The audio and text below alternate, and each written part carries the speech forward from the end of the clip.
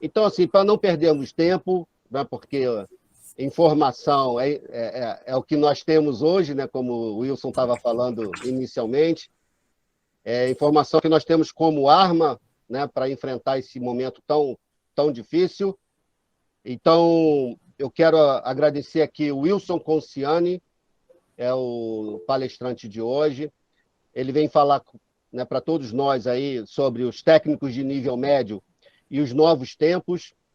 O Wilson é professor, ex-reitor, né, do Instituto Federal de Brasília.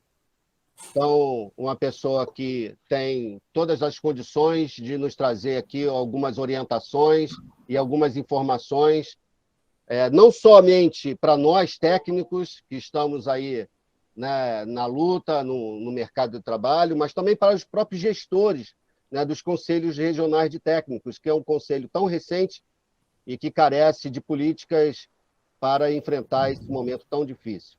Então, Wilson, a palavra é toda sua. Nós temos aí o nosso teto de 8h30. Você fique à vontade para você falar até onde você achar o ideal. Só te peço que deixe um espaço de alguns minutos para as perguntas, né?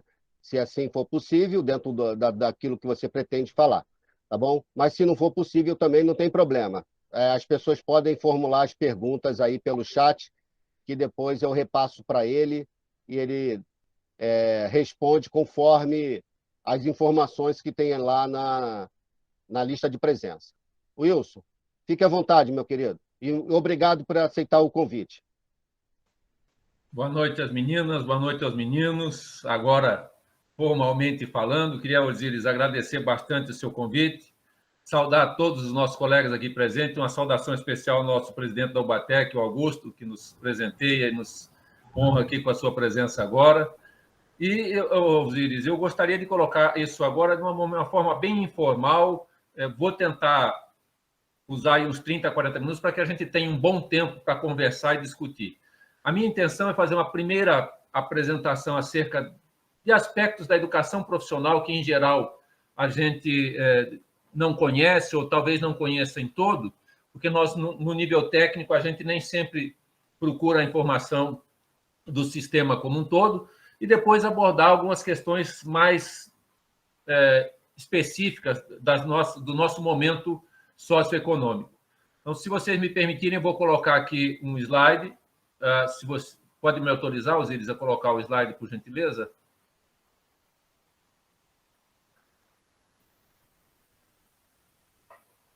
Se não der, não tem problema, eu vou falando. Ok. Já liberou.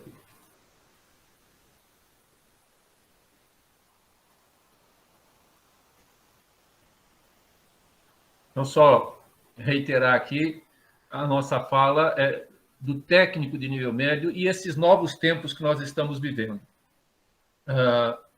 Importante lembrar, ao longo da nossa história, qual foi o papel da educação profissional e tecnológica. Lá em 1808, quando a família real chegou no Brasil, eles instalaram a nossa primeira escola de educação profissional. Era uma escola para a construção de navios, né?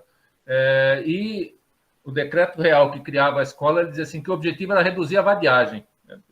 Tirar esse povo que estava na rua sem fazer nada, então bota lá para fazer alguma coisa. Em 1909, quando o Nilo Peçanha cria as escolas de aprendizes e artífices, que são precursoras dos atuais institutos federais, ele diz assim, olha, essas escolas ela têm que atender os desvalidos da sorte. Caramba, né?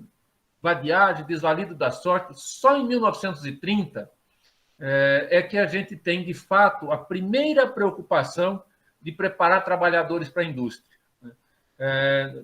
Com um trabalho bastante interessante, com a participação de Robert Cochrane, um dos criadores do Senai, né?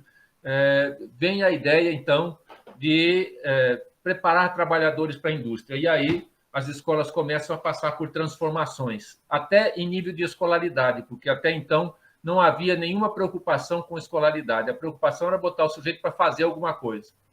Na medida da necessidade, as pessoas aprendiam a ler e escrever junto com esses cursos de artífices que eram ministrados. Então, agora a gente já tem a primeira preocupação, o primeiro ciclo do ensino fundamental, do hoje ensino fundamental, passa a ser trabalhado junto com a formação profissional. Aí, algumas transformações ao longo do caminho, e eu pergunto assim, em 2020, qual é o papel da educação profissional? Tem algumas legislações que colocam, mas eu vou trabalhando de tal maneira que a gente chegue lá no fim e a gente possa olhar um pouquinho para isso. Eu queria lembrar aqui que a educação profissional e tecnológica ela tem diversos níveis, ela é uma modalidade, ela não é nível médio, ela não é educação superior, mas ela é uma modalidade de educação profissional que perpassa todos os níveis de educação. A formação inicial e continuada, que a gente chama de qualificação, ela, na verdade, não está vinculada com nenhum nível de educação, ela pode ser para o pessoal que está em fase de alfabetização ou para o pessoal que já fez mestrado e doutorado.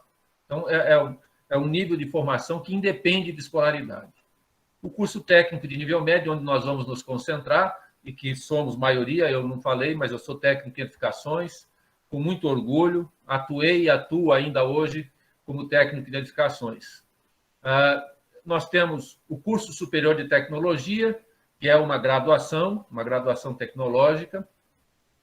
Nós temos os mestrados profissionais e os doutorados profissionais, de tal maneira que eu posso fazer uma sequência, eu posso começar lá como uma formação inicial de operário, por exemplo, pintor ou padeiro, depois eu faço um curso técnico, por exemplo, de confeitaria, depois eu faço um curso superior de gastronomia, depois eu faço um mestrado em produção artesanal de pães, e depois eu faço um doutorado em produção artesanal de pães ou produção industrial de pães, de tal maneira que a gente tem o ciclo completo. No Brasil, diferentemente dos outros países, a aprendizagem profissional não faz parte da educação profissional e tecnológica. É uma digressão, é uma coisa brasileira, mas, enfim, a aprendizagem profissional também é educação profissional e nós estamos trabalhando muito para que isso volte a ser incorporado. No Brasil, a nossa oferta de educação profissional e tecnológica é muito pequena. Nós estamos agora com alguma coisa entre 8% e 9%.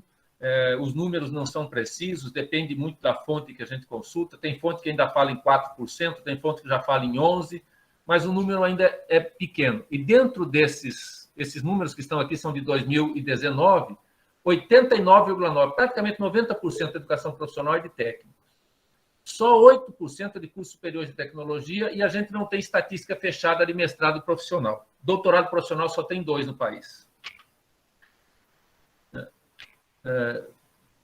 Então, a gente tem assim, um nível muito pequeno de oferta de educação profissional. Se a gente olhar para outros países, a gente fica assustado, porque o Reino Unido, Inglaterra, por exemplo, tem 32%, Portugal tem 39%, a Espanha tem 45%, a França tem 45%, a Alemanha tem 51%, a Finlândia 62%, a Áustria tem 77%. Quer dizer, os outros países, e aqui eu estou colocando países europeus, eles investem pesadamente em educação profissional e o nível técnico é o carro-chefe. Quais são as causas e quais são os efeitos que a gente tem por conta disso? O primeiro problema que a gente tem é a cultura escolástica. Se desenvolveu no país uma cultura muito, muito ruim, que é a cultura de que só vale o diploma escolar e o diploma do mais alto nível escolar. Os outros não têm valor. Tudo que as pessoas vão fazer tem muita visão escolástica. Mesmo nos nossos cursos técnicos, a visão escolástica predomina. A gente perde muito de prática porque está preocupado com visões filosóficas, conceituais. Isso nos descola da realidade do mundo do trabalho. Há uma valorização excessiva do trabalho intelectual. Não é que o trabalho intelectual não tenha valor. Todo o trabalho tem valor, inclusive o trabalho intelectual. Mas aqui no Brasil, nós pensamos que quem trabalha intelectualmente é mais importante do que os outros, o que não acontece em nenhum lugar do mundo. Se a gente pegar as massas salariais, que é um indicador razoável, da Europa ou da América do Norte, a gente vai ver que a diferença de salário é em torno de 3% a 5%, 10% em alguns casos, na maioria das vezes ligadas a cargo de gestão. Então, os trabalhadores têm todos o mesmo valor e a mesma dignidade. Infelizmente, no Brasil, a gente ainda não percebeu isso, embora dados da RAIS mostrem que, na massa de salários, os técnicos estão muito bem posicionados. Como consequência disso, a gente tem uma falta de profissionais de nível técnico absurda. No final dos anos 90, início dos anos 2000, nós chegamos a importar 1 milhão de profissionais de nível técnico. Nós trouxemos da Europa, nós trouxemos de outros países da América do Sul. Foi uma importação absurdamente grande. Nós recebemos quase 1 milhão de profissionais de nível técnico. O desenvolvimento fica empacado, a gente não consegue caminhar, porque falta gente para dar sustentação. Aparece um governo bem intencionado que resolve investir no desenvolvimento regional, no desenvolvimento local, mas não tem quem bota essa coisa para andar. Não tem profissional para dar sustentação. E o que é pior, por conta dessa cultura escolástica, dessa valorização do trabalho intelectual, surge uma disputa de classes profissionais. Os técnicos são contra os tecnólogos, que, por sua vez, são contra os engenheiros e por aí afora. Então, a gente tem uma disputa de classes que é muito tênue, muito incipiente em outros países. Aqui no Brasil, ela é muito acentuada, muito mesmo, porque a gente tem um caminhão de engenheiro querendo fazer trabalho de técnico, porque não consegue trabalho de engenheiro, e um caminhão de técnico querendo fazer trabalho de engenheiro, porque não se sente valorizado. Então, esse é um problema grave que a gente tem, e é uma consequência dessa valorização excessiva do trabalho intelectual e da cultura escolástica. Se a gente vê a oferta de educação profissional por regiões, a região sudeste tem 42% de toda a oferta do país. Portanto, do ponto de vista numérico, é onde concentra mais. Na região sul tem 17%, depois vem a região nordeste, 29%, a região centro-oeste, 5% e a região norte, 7%. A região centro-oeste é a que tem a menor oferta de educação profissional, tanto do ponto de vista em relação à quantidade de matrículas, quanto também proporcionalmente à população. Se a gente pensar matrícula de ensino técnico de nível médio versus população, a região que mais tem matrícula de ensino médio, a melhor oferta é a região sul. E aí esse número aqui muda bastante, né? E a região sudeste passa para segundo lugar, depois vem terceira a região nordeste. Por redes, né? A rede federal tem uma oferta que é da ordem de 20%, né? As redes municipais têm 1%, as redes do Sistema S têm cerca de 10%, Senai, Senac, Senat, Senar, eles têm 10% das matrículas, né? A rede privada tem 32% e a rede estadual tem 37%. Então, predomina uma oferta estadual. Se somar as federais, as estaduais e as municipais, a gente tem mais da metade da oferta de todo o país, tem quase 60%. Então, a oferta pública predomina nesse caso. Quais são os cursos que têm maior procura, que têm mais matrícula? Disparado, enfermagem, com 1.457.000. Depois, administração, informática, segurança do trabalho. Só que, em quinto lugar, aparece uma formação industrial, mecânica.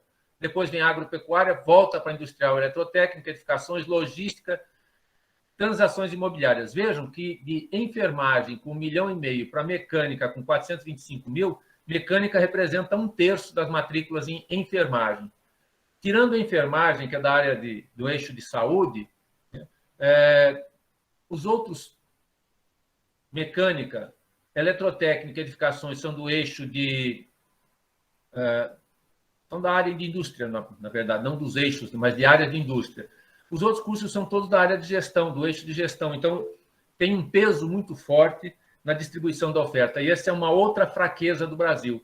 A oferta de educação profissional nas áreas industriais é muito pequena. Ela precisaria crescer absurdamente para dar conta das demandas do país.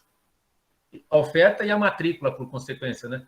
Eu participei já de centenas de audiências públicas onde a gente consulta a população que curso eles querem. A gente quer sempre na mesma ordem, na enfermagem, administração e informática. Muda a ordem, mas os 3 cursos são esses. E aí a gente tem um trabalho danado para mostrar para as pessoas que isso não é exatamente a demanda deles, que existem outras demandas. E aí a gente pega números do IBGE, números das companhias de desenvolvimento, números da economia para mostrar quais são as áreas onde há demanda por profissionais. Eu trago aqui uma página, a página de abertura do Catálogo Nacional de Cursos Técnicos, é o catálogo que regulamenta a educação de curso técnico no Brasil, a oferta de curso técnico. Essa é só uma imagem, nós tínhamos um catálogo que era um livro, em PDF, nas últimas versões, agora a gente fez uma versão eletrônica. Aqui estão as informações contidas para cada curso, carga horária mínima, pré-requisito, legislação, itinerários formativos, a gente trata muito bem disso, campo de atuação, ocupações CBO associadas a uma situação muito concreta no mundo do trabalho. Às vezes, eu sou um técnico de edificações e sou contratado como desenhista. É uma ocupação associada, a CBO coloca isso bem. A infraestrutura mínima para ter um curso de qualidade, quais as nomenclaturas anteriores, por exemplo, edificações já foi chamado de construção civil, técnico em construção civil. E as instituições ofertantes que nós estamos implementando agora. Quanto custa a educação profissional? Eu trouxe aqui dados que não são dados atuais, esses dados aqui são de 2020. Na verdade, como eu pego da base de 2020, reflete o ano 2019. Em 2019, um aluno da rede federal custava R$ 17.138,79. Um aluno do Senai custava R$ 18.776. A média mundial é de $8.600. Eu estou falando de aluno por ano, tá, gente? Custo anual. A média mundial é de $8.600, que lá em 2020 significava R$ 47.300, né? 2019. A escola de nível médio pública, R$ 4.980. Vejam que isso não chega a 30% de um curso técnico, nós estamos falando da escola propedêutica. O custo é bem mais baixo. A educação profissional é uma educação que custa caro, embora nem de longe o que o pessoal fala por aí. Eu vejo gente falando de 60 mil, 70 mil reais por aluno por ano. Não é verdade, né? Esses dados são dados públicos, estão na página do MEC, a gente pode extrair de lá. E esse aqui sai da página da OCDE. Este valor aqui eu peguei também de 2020, de uma escola de nível médio privada que oferta uma educação que, para fins de comparação com o Enem, está no mesmo nível da rede federal, R$ 19.242,84. Essa escola de nível médio não oferta educação profissional, não tem laboratório de mecânica, não tem laboratório de química, não tem laboratório, química industrial, né? Não tem laboratório de eletrônica, é uma escola de nível médio, com o básico, né? Vejam que é mais caro do que uma escola que oferta a rede federal, que é uma escola de excelência no mundo todo. A rede federal de educação profissional e tecnológica do Brasil, ela está entre as melhores do mundo. Se o Brasil fosse um país, ocuparia a 4ª posição mundial naquele relatório de PISA, tão famoso, pela qualidade dos seus alunos. Eu tenho aqui um link que a gente tem, onde a gente compara as situações de emprego. Esse aqui tem dados até 2019. Eu peguei desse link um caso de edificações, eu escolhi o curso meu, que é mais fácil para eu pensar. Aqui está a distribuição dos técnicos em edificações no Brasil. Aqui, como é que é o vínculo empregatício? Então, olha, 87,1% dos técnicos de edificações são empregados com carteira assinada. E eles permanecem, 70% deles permanecem mais de um ano no mesmo emprego. Então, é um índice de permanência bem acima da média da população. Como é que eles são contratados? Como desenhista copista, como desenhista detalhista, como desenhista técnico, várias especificações que tem na CBO, e como técnicos em obras civis. Tem também, claro, outras denominações, mas eu peguei as que são mais frequentes, né? E aqui, a movimentação no ano de 2017, eu peguei só um ano para a gente poder ver. Quem foi admitido em 2017 está aqui, quem foi admitido antes de 2017 e quem foi demitido. Vejam que o número de pessoas admitidas é muito grande. Já no ano 2017, que foi um ano de crise, nós estávamos em plena crise em 2017, mas ainda assim há estabilidade para os técnicos industriais em geral. Eu peguei edificações, como eu disse, porque é o meu caso. A gente observa também que os técnicos criam suas próprias empresas, são empreendedores, né? Aqui, para cada eixo tecnológico, a gente colocou a quantidade de empresas criadas em 2017.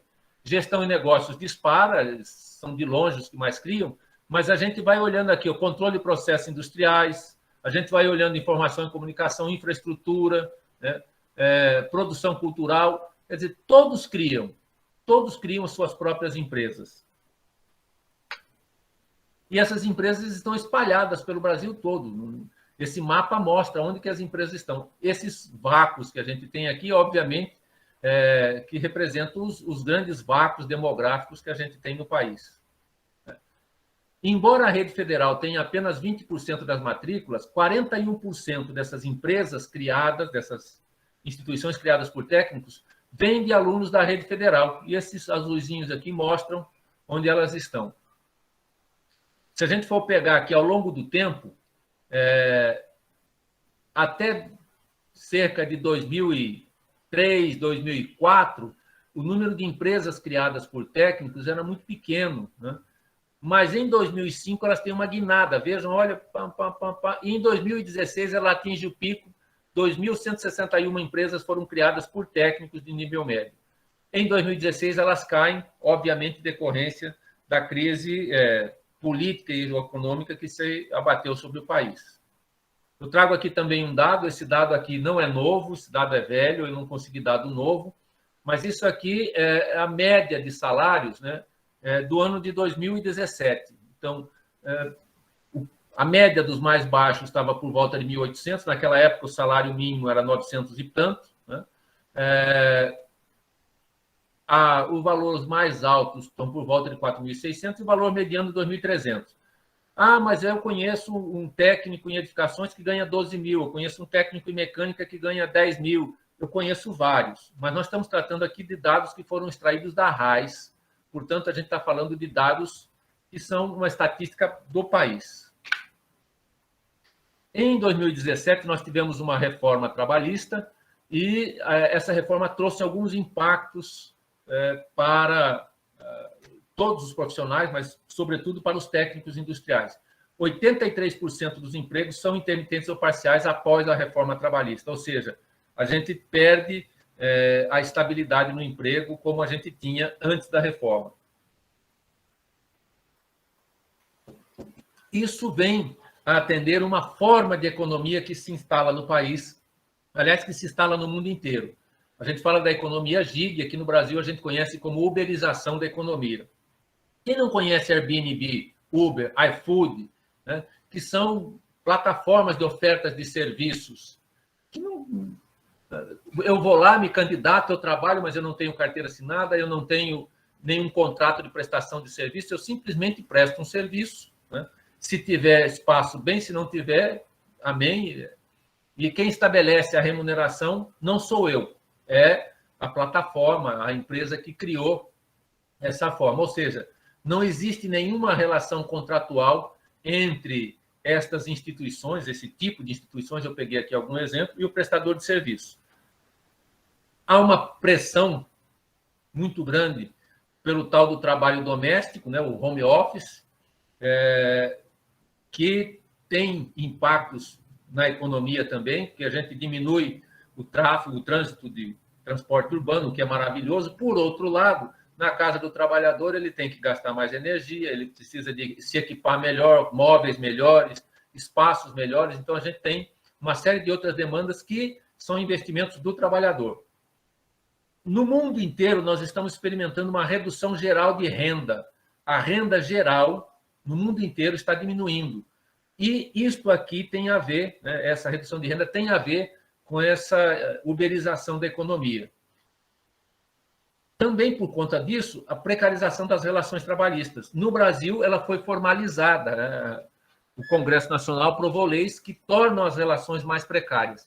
Em algumas nações, em alguns países, estão caminhando na direção contrária. Se a gente pegar as leis do Reino Unido, lá o motorista de Uber pode continuar trabalhando de Uber, nenhum problema, só que ele é um taxista. Exatamente igual ao táxi, não tem diferença do ponto de vista público, ou seja, ele se submete às mesmas normas, ele tem que pagar as mesmas taxas, tudo igual. Por que essa preocupação do governo do Reino Unido. Porque esta pessoa que não tem uma relação trabalhista, que não recolhe seus impostos, que não recolhe para a Previdência, ele pode ficar doente. E ele precisa do serviço público. Ele pode perder dias de trabalho e ele precisa de alguma coisa para se sustentar. Então, todo o arcabouço social é sustentado pelos impostos, pelos recolhimentos, né? Pela organização formal do trabalho. E isso, neste tipo de economia, está sendo colocado de lado. Agora a gente vê o grande movimento que está aí dos motoristas desses aplicativos por conta do aumento da gasolina. O que está acontecendo? Eles já não conseguem mais ter a mínima renda, a maioria está parando, tem gente que quebra o carro e não consegue consertar, porque a renda não é suficiente. Alguns tribunais do trabalho estão dando ganho de causa para os trabalhadores que entram contra essas empresas, estabelecendo que tenha relações trabalhistas entre elas. Na maioria dos estados americanos já se configurou essa situação, ou seja, para a maioria dos estados americanos, o motorista de aplicativo ele é um trabalhador contratado, está sujeito às mesmas relações de quem tem carteira assinada. Na Alemanha isso também está sendo trabalhado, na França está em discussão, de maneira que no país inteiro, no mundo inteiro, há uma preocupação em diminuir a precarização dessas relações trabalhistas. Mas vamos dizer assim, mas isso não atinge nós que somos técnicos, atinge diretamente. Trabalho doméstico, redução de renda e precarização das relações trabalhistas nos atinge diretamente, porque atinge a nossa qualidade de trabalho, atinge a nossa qualidade de vida e a qualidade do trabalho que a gente presta também é atingida. E eu vou falar um pouquinho disso mais para frente. Nós temos uma demanda por técnicos absurdamente grande. 13 milhões de técnicos era o que a gente estava em 2016, numa estimativa bem rasa, técnicos industriais. Nós não estamos falando aqui dos outros técnicos, técnicos de enfermagem, nós estamos falando de técnicos industriais. Né? Eu trouxe aqui um slide que eu tirei de uma plataforma que fala do Fórum Econômico Mundial. Né? O que eles estão esperando dos trabalhadores? Gestão de pessoas, que sejam capazes de gerir pessoas. Opa, peraí. Como técnicos, nós gerimos equipe, então isso se aplica para a gente. Resolução de problemas complexos. Bom, a gente está dentro da obra, a gente está dentro da oficina, a gente está dentro do laboratório, a gente enfrenta problemas, a gente tem que resolver.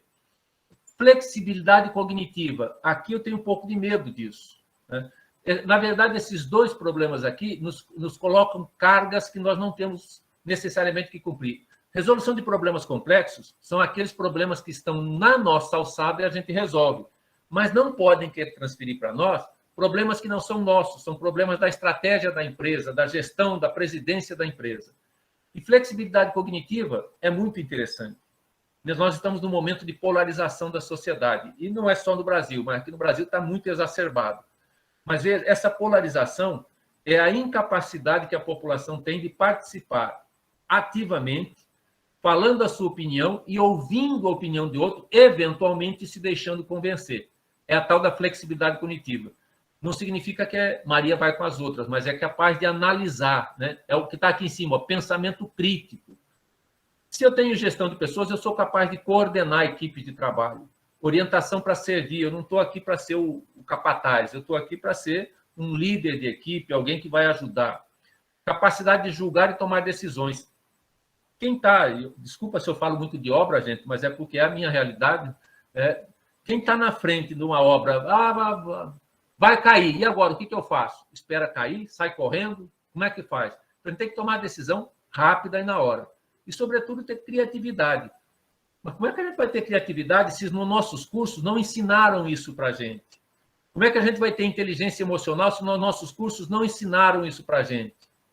Como é que a gente aprende a negociar se nos nossos cursos não ensinaram? O que eu estou querendo dizer é que essas características são importantes para quaisquer pessoas, mas que elas têm que fazer parte dos nossos cursos. A escola tem que trazer isso para nós.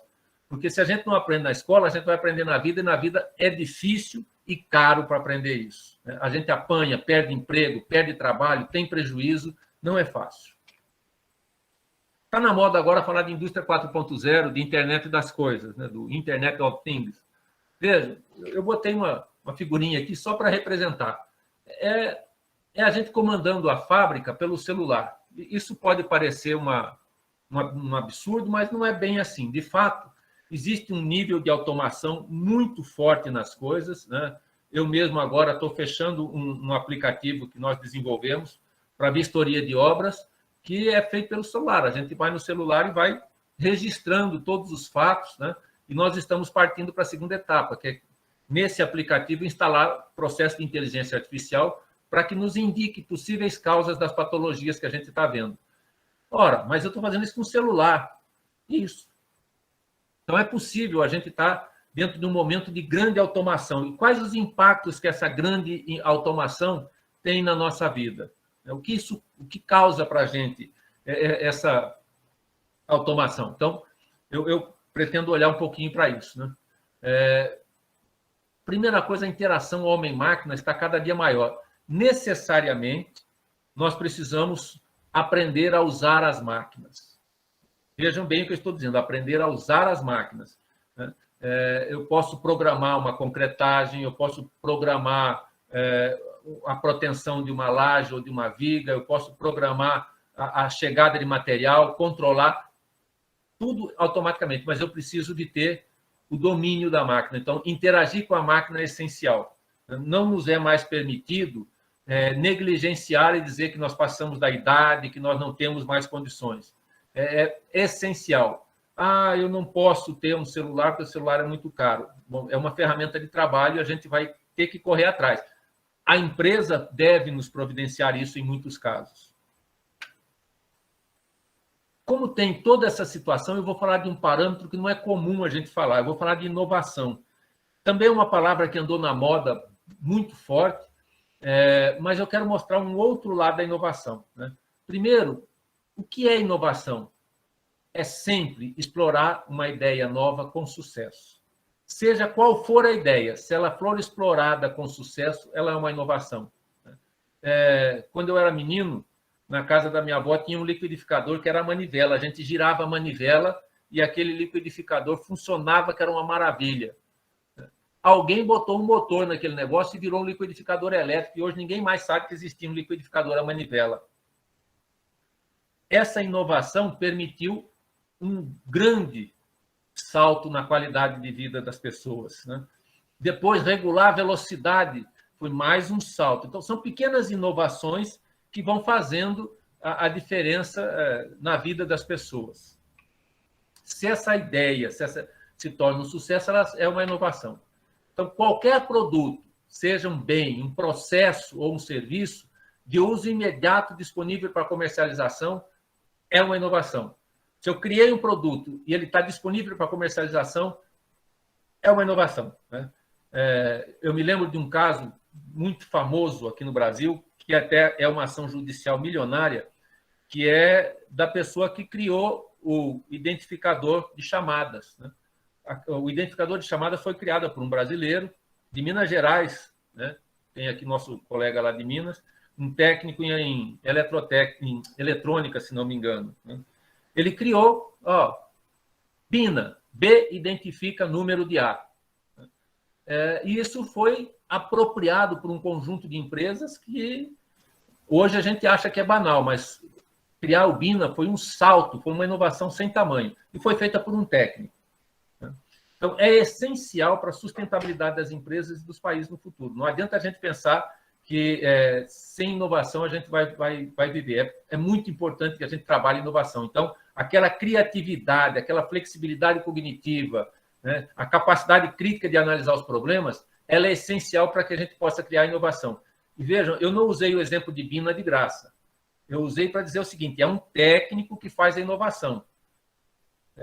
Quem inventou a máquina a vapor foi um técnico, James Watt. Então, assim, técnico é o cara que inova.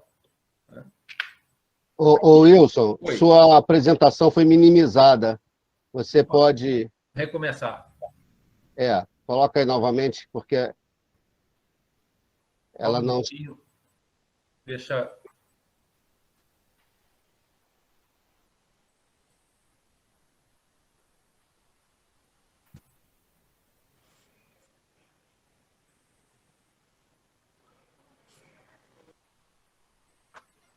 falava da inovação.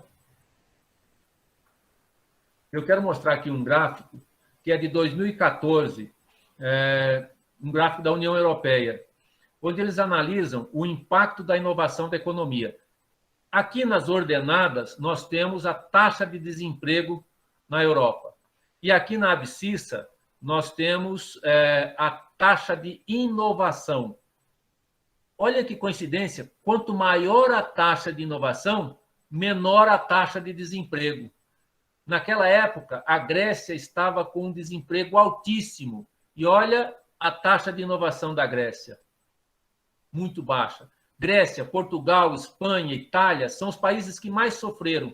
E olha como era a taxa de inovação deles. Então, inovação e desemprego têm tudo a ver. Por isso, é fundamental investir em educação profissional, sobretudo no nível técnico, no técnico de nível médio. Por isso que o Plano Nacional de Educação colocou que é meta do Brasil triplicar até 2024 a oferta de educação profissional técnica de nível médio.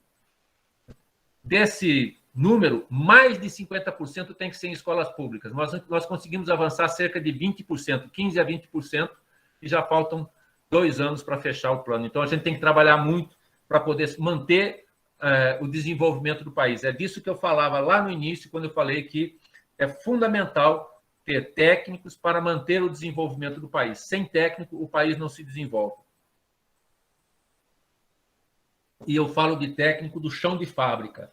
Eu não falo do técnico da prancheta, nenhum desprezo pelos meus colegas que são desenhistas, nenhum desprezo pelos meus colegas que são planejadores de obras e outras funções mais.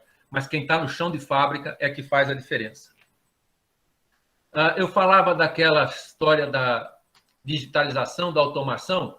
Se vocês olharem para esse quadro, vocês vão ver que ele está dividido ao meio, em 4 quadrantes, por uma linha, ou melhor, por 2 linhas tracejadas.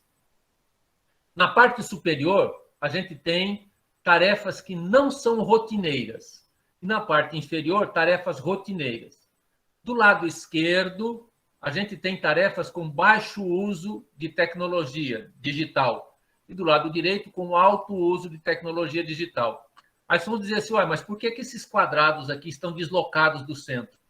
Porque as tarefas com alto índice, com alto uso de tecnologia, estão crescendo, estão avançando aqui sobre aquelas de baixo uso de tecnologia. E olhem que curiosidade, a gente sempre achou que são as tarefas de rotina que estão sendo automatizadas. As não rotineiras também. Vejam como as tarefas não rotineiras estão crescendo para cima das tarefas rotineiras, e todas elas digitalizadas. Então, a gente tem um grau de automação crescente muito, muito importante. Não podemos desprezar isso. Se a gente falar de atividades básicas ou cognitivas, ou seja, de atividade de criação, olha bem, ler no trabalho, 80% de atividade com uso de tecnologia, menos de 20% com não rotineiro. Escrever, a gente está escrevendo sempre mais usando, a gente está usando o celular, a gente está usando o tablet, a gente está usando o notebook, o computador, enfim, a gente está escrevendo só com técnicas eletrônicas. Tem gente já com dificuldade para escrever no papel. Cálculos, olha que quantidade de cálculo que a gente usa eletrônico. Ainda tem alguma coisa que a gente faz manualmente em termos de cálculo, mas a maioria já está automatizado. Isso teve um impacto muito grande na pandemia. A pandemia poderia ser pior se não fosse esse nível de automação. Entretanto, eu quero lembrar aqui que na pandemia se tornou comum a gente falar em webinar, Skype, Google Meet, Zoom, YouTube e um monte de outras plataformas de comunicação. Mas por que eu estou falando das plataformas de comunicação? Porque a gente quase não usa mais telefone para falar, a gente usa agora o telefone para conversar, se vendo, trocando arquivos, trabalhando arquivos simultaneamente. Né? Quem usa o Skype, quem usa o Meet, quem usa o Zoom, usa também trabalhar arquivos, né, colaborativamente.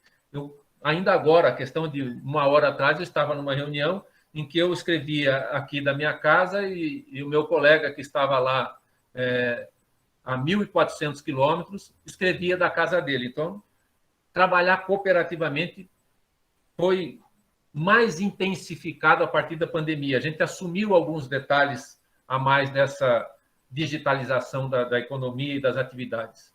Entretanto, isso tem um preço, né? Eu coloquei aqui a figura feminina porque as mulheres sofrem muito mais do que nós, né, para trabalhar em casa. Primeiro que a gente improvisa, né? Eu estou trabalhando no sofá. O sofá não é o melhor lugar para trabalhar. Ah, mas eu estou na minha casa. Sim, você está na sua casa, está de camiseta. A gente não tem que botar paletó e gravata. Eu até peço desculpa a vocês aí por não ter colocado paletó, mas eu estou em casa, né? Só que a gente não tem um ambiente de trabalho adequado e começa a aparecer interferência, né? É o filho, é o telefone, é a conta para pagar.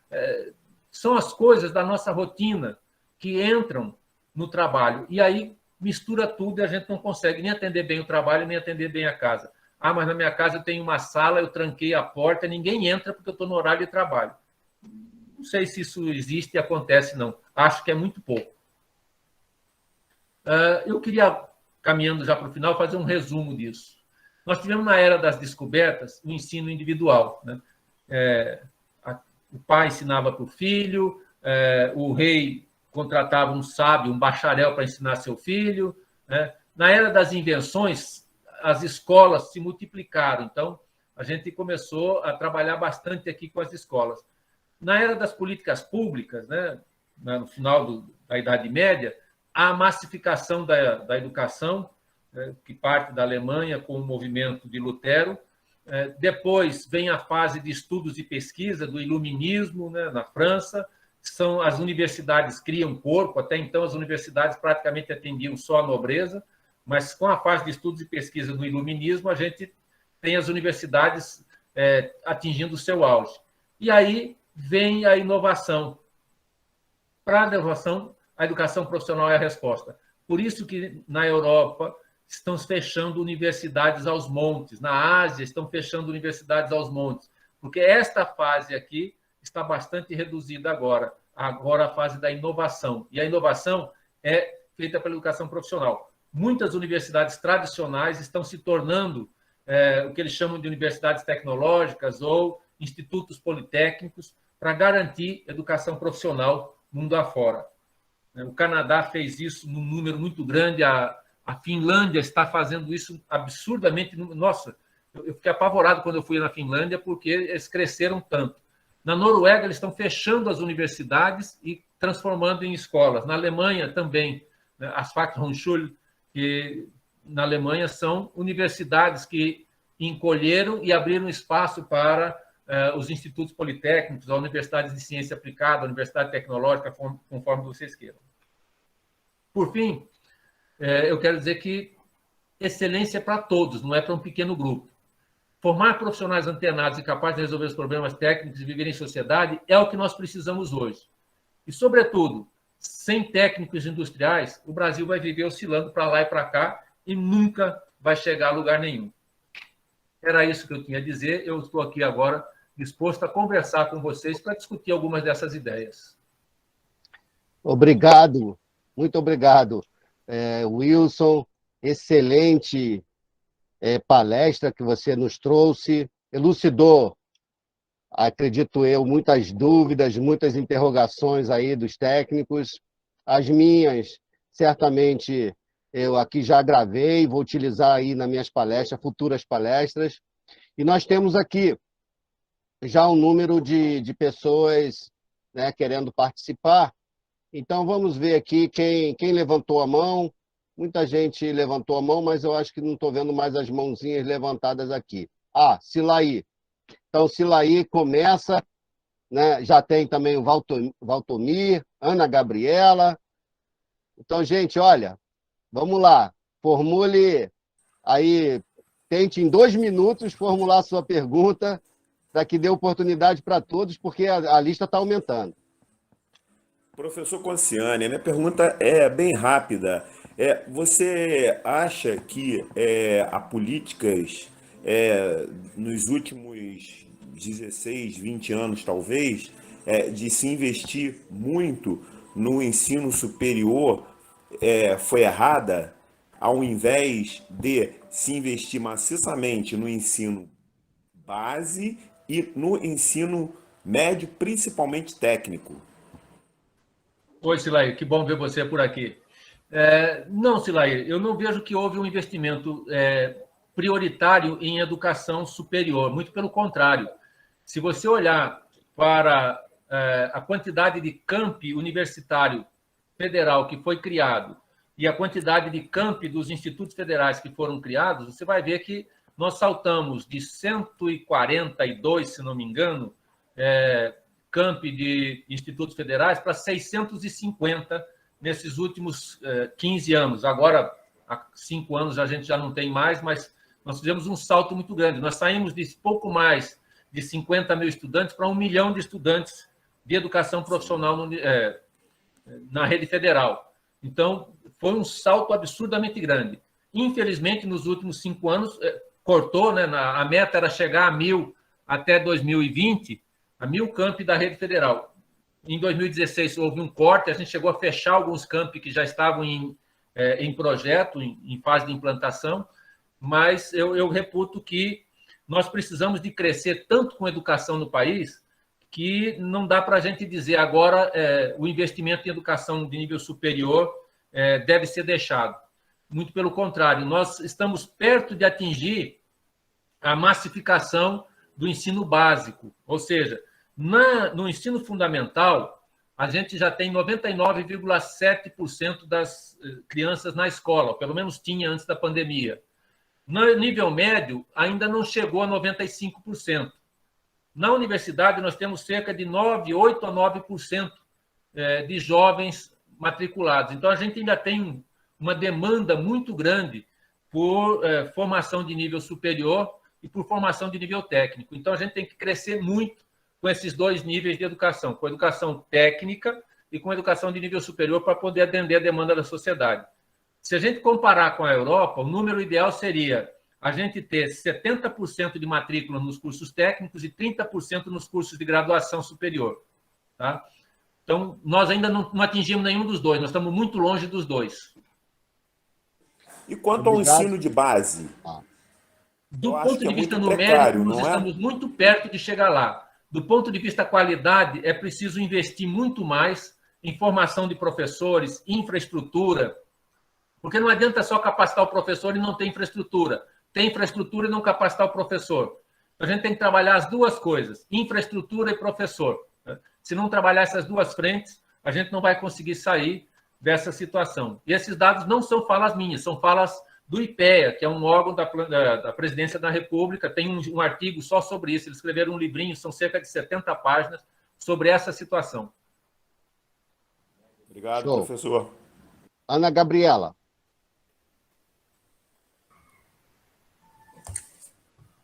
Oi, boa noite, estão me ouvindo? Olha, parabenizar a palestra, gostei bastante. Assim, para quem não sabe, eu tenho a formação técnica, sou engenheira e fiz o mestrado profissional também, né? Então, assim, o que foi dito na palestra, eu encontrei assim várias congruências, né? Entre a minha formação curricular e acadêmica e o que foi colocado. E uma coisa interessante, né, que foi colocada, né? E eu também estava lendo um pouco antes da reunião sobre isso, educação profissional relacionada às demandas da sociedade. Isso foi colocado nessa reunião e é uma coisa bastante interessante, né? O exemplo do liquidificador, né? A inovação tecnológica ela foi para atender uma atividade de rotina. Né? Foi para atender uma atividade de rotina. E uma coisa interessante que eu achei, né, também, quando foi falar sobre laboratórios, não sei se foi também falar sobre atividades em grupo, quer dizer, a pessoa de nível técnico, né, de formação técnica, ela trabalha muito, né, em grupos, em práticas, e isso, assim, eleva, assim, valores, né, valores nobres, facilita as relações sociais, né? E é uma característica muito admirada em líderes, gestores, né? Saber lidar com as pessoas. Então, enfim, com a população, com os em primeiro lugar, os colegas de trabalho. No início da reunião estavam falando de associações, era um pouco disso também que eu estava falando, né? Saber lidar, não deixar que as diferenças elas falem mais alto que os objetivos, né? E a questão é basicamente isso, né? Dos líderes e gestores trabalhando e por quê? Não é coincidência, né? Isso ser formado por técnicos, né? Porque a formação ela permite isso, né? E eu não formulei uma pergunta, mas parabenizar, acho que é isso. A inovação tem muito a ver também com o doutorado profissional, né? Às vezes isso é exigido, né? Nos cursos, tem que ser inovador, E vai muito do berço, né? da formação profissional e tecnológica. Parabéns, obrigada pelo espaço.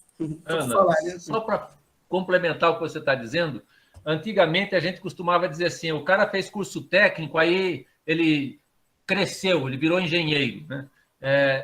Nós hoje temos 25% dos alunos matriculados em cursos técnicos que já são engenheiros, arquitetos, advogados, contadores, ou seja, os bacharéis que não encontram seu espaço no mundo do trabalho e eles precisam voltar para a escola, estudar e agora, como técnicos de nível médio, encontrar o seu espaço. Eu não vejo nenhum demérito nisso, muito pelo contrário. Eu acho que a gente tem que achar aquilo que a gente gosta e sabe fazer. Tem pessoas com perfis diferentes, e a gente encontra o perfil da gente e senta lá. É nesse espaço que a gente vai se dar bem. É isso aí. E essa questão de atender as demandas. Eu falei tudo, parabéns, é isso aí. Eu não vejo demérito. Eu fiz primeiro o curso técnico e depois a formação profissional. Mas a visão do técnico é diferente, sem dúvida nenhuma, né? Quando eu ingressei na faculdade, eu sentia que já tinha um arcabouço técnico muito forte que faz, sim, diferença aprender a redigir um relatório, não é isso? O curso técnico tem muito disso, redigir um relatório, uniforme em determinados lugares, calça fechada, calça comprida, sapato fechado. Então, isso, quando você aprende desde cedo, a diferença, você sai na frente dos colegas lá na frente e depois todo mundo acaba se encontrando, né? Porque quem está disposto a aprender também fica bem, né? Ok. Ana, obrigado. Nós temos aqui o Evandro. O Ari tinha levantado a mão, mas abaixou. O Kleber também baixou. Posso falar? Sim. Vamos com o Evandro. Tá. Primeiro, parabenizar aí pela palestra. Parabéns. Né? Agregou conhecimento a todo mundo aí. Muito obrigado por tirar um tempo e elucidar isso para a gente. Né? Eu gostaria de falar um pouquinho sobre os técnicos. Muitos técnicos que eu conheci, eles se formam, não chegam nem a trabalhar na área, já pulam ali para a sua formação superior. Eu conheço dezenas, assim, que fizeram isso, né? Que, inclusive, eu ajudei a formar. Isso, eu acho que se deve a pouca valorização do técnico, em especial aqui em Minas Gerais. As demandas não atendem, os técnicos não atendem as demandas da região. A região que eu estou precisa muito de técnico em agronegócio, técnico em estradas e edificações. E, recentemente, foram abertas aqui, acho que 240 vagas para técnico de segurança do trabalho e mais 240 vagas para técnico em enfermagem. Né? A gente ficou também assim, todo mundo que é técnico aqui da região, mas não tem demanda para isso? Não tem, acho que essa pouca valorização. Outra coisa também é sobre a baixa qualidade das escolas.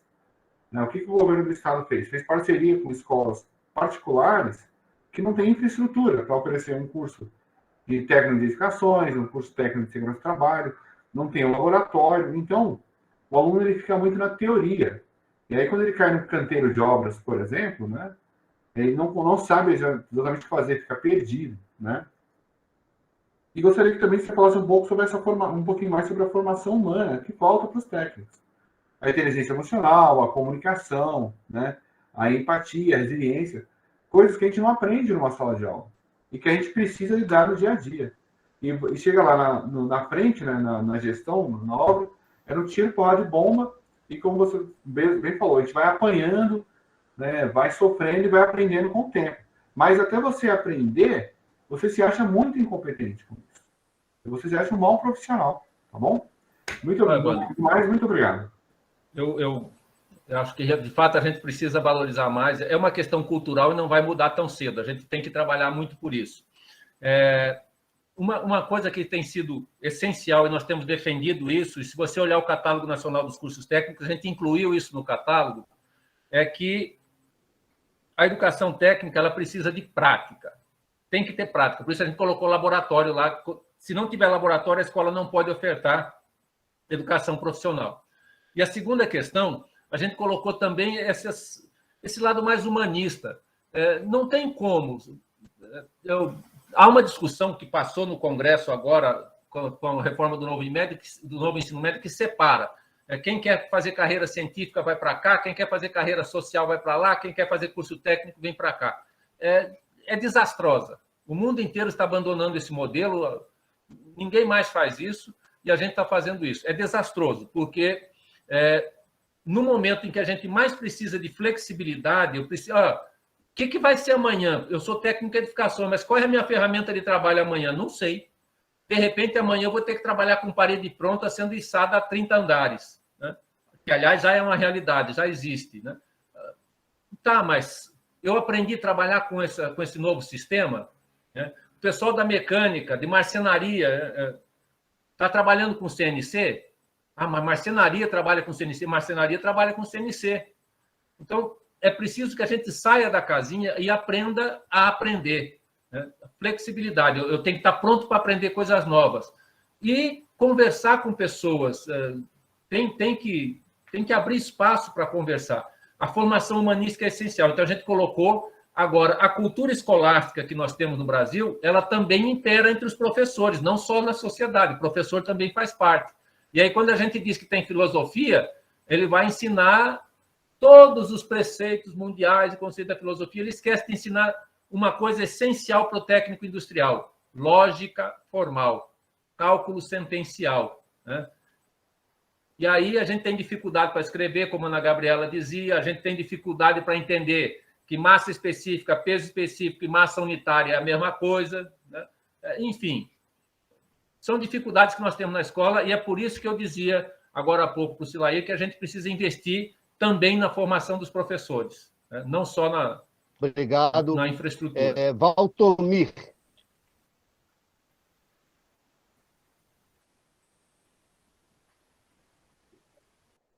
Boa noite, o Valtomir, sou eletrotécnico, moro aqui em Brasília, estudei na Escola Técnica de Brasília, né, que é do governo estadual, aqui do estado do DF. Uma coisa que eu evidenciei muito na época da minha formação é a desistência dos alunos perante aos cursos técnicos. As escolas, elas não têm uma política para manter esses alunos na escola para evitar essa desistência, entendeu? Assim, eu tenho várias formações, as minhas filhas, todas são formação técnica, porque eu sempre baseei que o curso técnico é o primeiro passo para o primeiro emprego, né? Na verdade.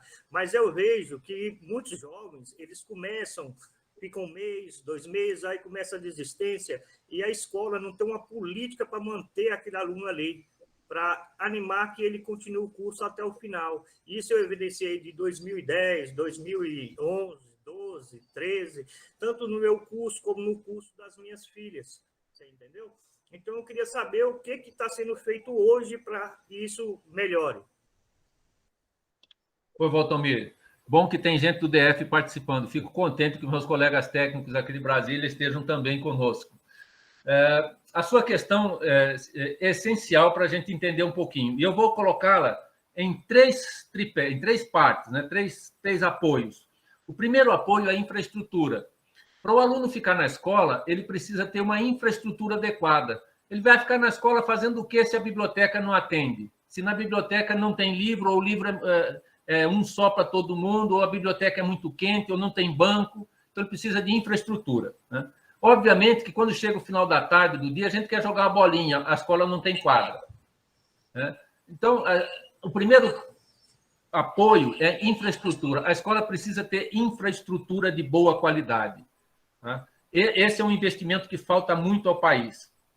O segundo é realmente reformar a educação, né? E quando eu falo reformar a educação, não estou falando de fazer essa história do novo ensino médio, eu estou falando de fazer, de fato, uma reforma de educação que permita a gente mudar o currículo, mudar a forma de organizar. Não me interessa se eu vou ficar na escola 1 hora, 2 horas, 3 horas, 10 horas. Me interessa o que eu vou aprender, né? Nós temos no Brasil 1.000 horas de ensino médio por ano. No Reino Unido, são 580.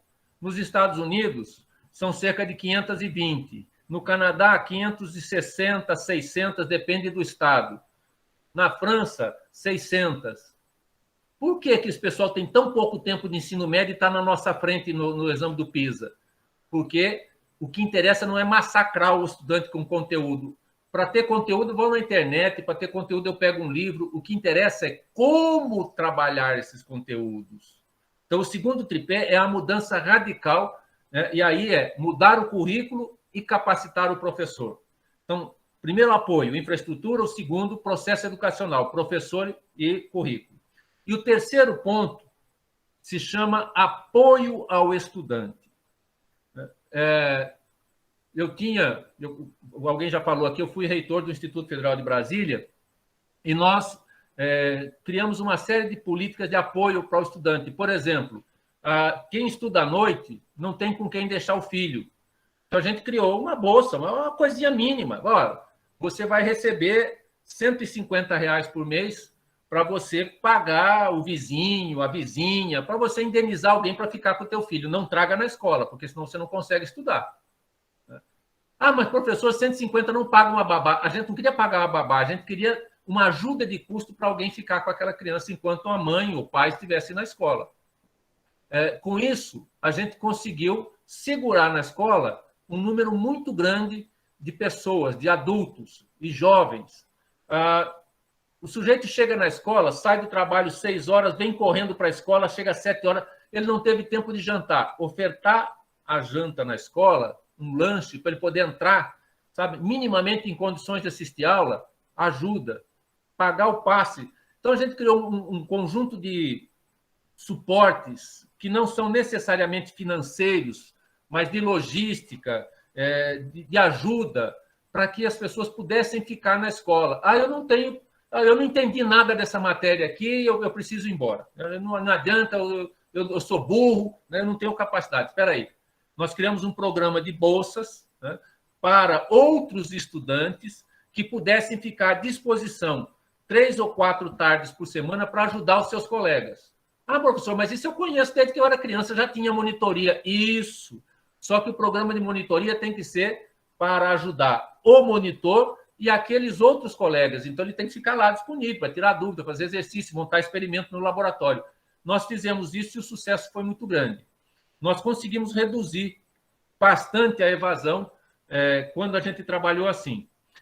Veja, eu estou falando que são 3 apoios, né? 3 pernas para a gente se apoiar. E essas 3 são essenciais. Então, se você conseguir, numa escola, colocar essas 3 coisas, é possível. Agora, quando deixei de ser reitor, já enfrentava um problema. Eu deixei de ser reitor em 2019, desde 2016, o recurso da escola foi diminuindo. Primeira coisa que a gente cortou o lanche do pessoal. Depois a gente cortou a ajuda para os pais e as mães. E a gente foi cortando. Depois a gente cortou a bolsa de monitor. E a gente foi cortando até não ter mais. E aí a evasão voltou a crescer. Eu investi para fundar no Instituto Federal de Brasília. Eu fiz acordo com universidades do Brasil e do exterior para formar os professores. Mandei mais de 200 professores para fora do Brasil para fazer estágio, porque o curso era feito aqui no Brasil. Os professores das universidades de Portugal, do Canadá, da Inglaterra, da Finlândia, vinham aqui dar aula para os professores do IFB em Brasília. Formei professores, foi ótimo. Cadê o dinheiro para continuar com o programa? Não tem. Então, na medida que o recurso é cortado, né, a gente não tem como dar suporte para o estudante. O estudante precisa de suporte. Eu quero que o aluno fique dentro da escola o dia inteiro. Ele precisa ter suporte de banho, ele precisa ter suporte de um lugar para guardar os materiais dele, né? Então, apoio ao estudante e melhoria das condições da escola são essenciais, Valtomir. Eu espero que nós consigamos retornar ao patamar de investimento que a gente vinha tendo, porque em 12 anos de investimento seguido em educação, crescendo todo ano o percentual do PIB, nós saímos de 4 e uns quebradinhos, não me lembro exatamente, 4,1% ou 4,2% do PIB em 2003 e chegamos a 8,7% do PIB em 2016. Hoje nós estamos em 5%. Voltamos para trás. Todo aquele trabalho não foi perdido. Só que educação não é um processo que, assim, eu aperto o botão e ela melhora de qualidade na hora. Eu tenho que preparar a escola, eu tenho que formar professores, eu tenho que preparar todo o terreno, mudar as cabeças, e isso não acontece em um dia. Você vai ver o resultado. De 2016 para cá, a gente já caiu outra vez nas provas do IDEB. Infelizmente.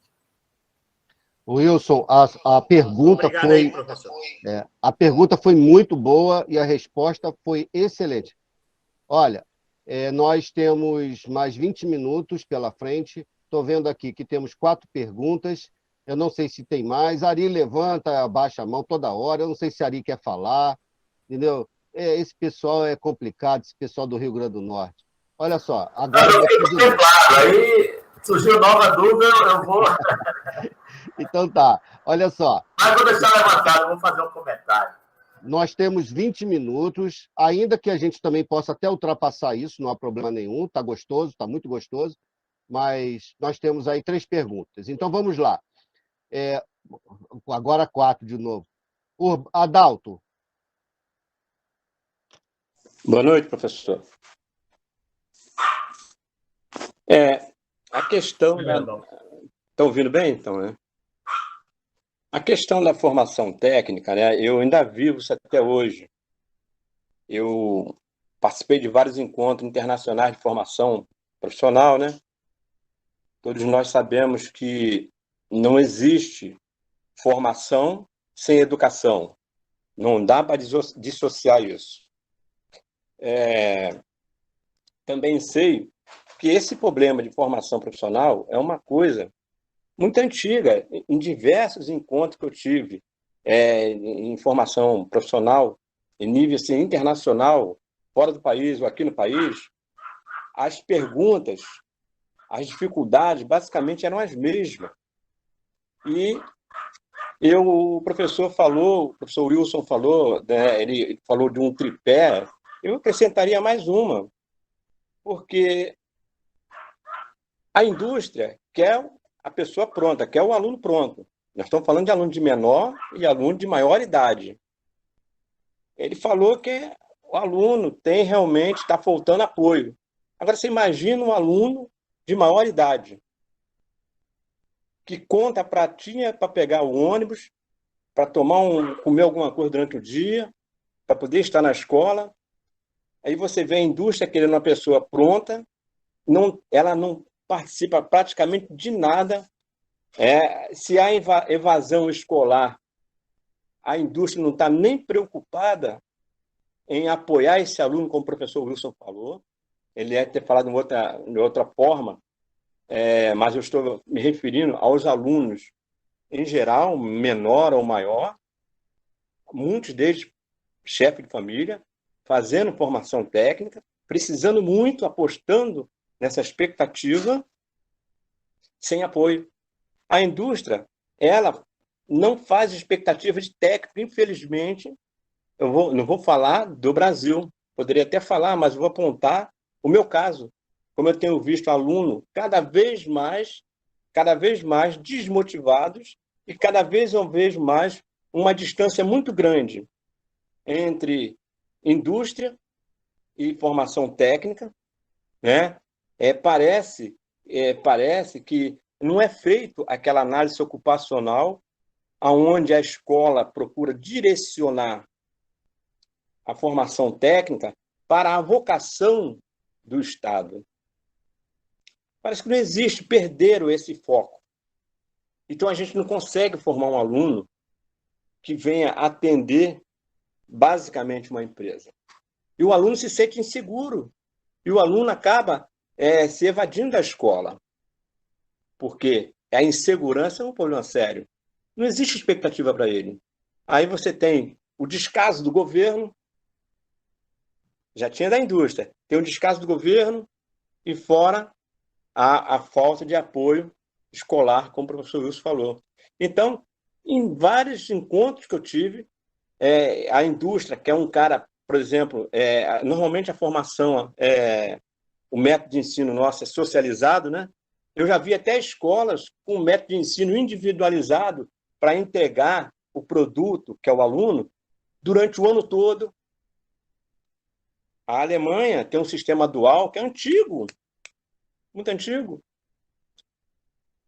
E ele se preocupava com isso. O Canadá, recentemente, eu participei, junto ao Ministério do Trabalho lá, a extinção de algumas funções. No Brasil, está se enxugando conteúdos, porque um aluno de escola técnica está em torno de $4.100 por mês, foi um estudo que eu participei, e um aluno de formação normal, ele chega a ser $700, $780. Então, estão achando que o aluno que não serve para a escola técnica, está em escola técnica, é um prejuízo. Enfim, é um caso muito sério para se pensar nessa atual situação de formação profissional, formação técnica, né? Que a gente tem que pensar. Eu agradeço a oportunidade aí. Parabéns, mestre, pela palestra. Adalto, você já falou tudo, né? Você não precisaria nem fazer comentário, mas eu vou acrescentar aqui 2 pitadas, né? Você falou do dual alemão. Na verdade, o dual alemão é muito trabalhado no Brasil porque o governo alemão investe muito e quer vender esse modelo no Brasil. Mas nós temos o dual da Suíça, que é muito melhor do que o dual alemão, né? Nós temos a alternância francesa também, que é maravilhosa, principalmente na educação do campo. A alternância francesa é um modelo de referência mundial. Agora, todas essas formas, elas dependem de um pontinho que você colocou, da interação com a indústria. E nós vivemos num país que, para além da cultura intelectual, da cultura escolástica, a gente tem um problema grave. O empresário ele não consegue enxergar que ele não é o único ser do mundo e que, se ele comer todas as sardinhas que estão em volta dele, ele vai morrer de fome lá na frente, né?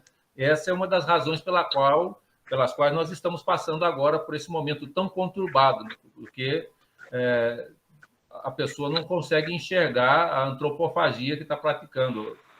É a autofagia, ele está comendo aquilo que é ele.